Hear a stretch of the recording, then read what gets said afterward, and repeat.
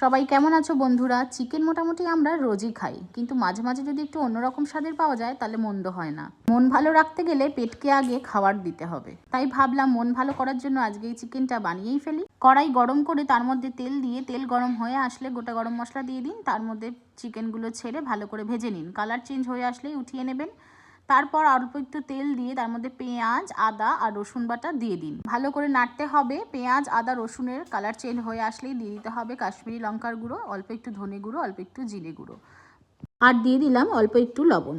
তারপর ফেটিয়ে রেখেছিলাম এক বাটি টক দই, সেটা দিয়ে দেবো এই কষানো মশলার মধ্যে। ভালো করে মশলা কষিয়ে নিতে হবে। তেল ছেড়ে আসলেই দিয়ে দিতে হবে সেই ভাজা চিকেনগুলো। তারপর ভালো করে বেশ কিছুক্ষণ নাড়াচাড়া দিয়ে গুঁড়ো গরম মশলা আর দিয়ে দেবো কসৌরি মেথি দিয়ে বেশ কিছুক্ষণ ঢাকা দিয়ে রাখবো। তাহলেই হয়ে যাবে আমাদের দহি শাহি চিকেন। বাড়িতে বানান আর মন ভালো রাখুন। ভালো লাগলে like, share, comment and subscribe করে দেবেন। ধন্যবাদ।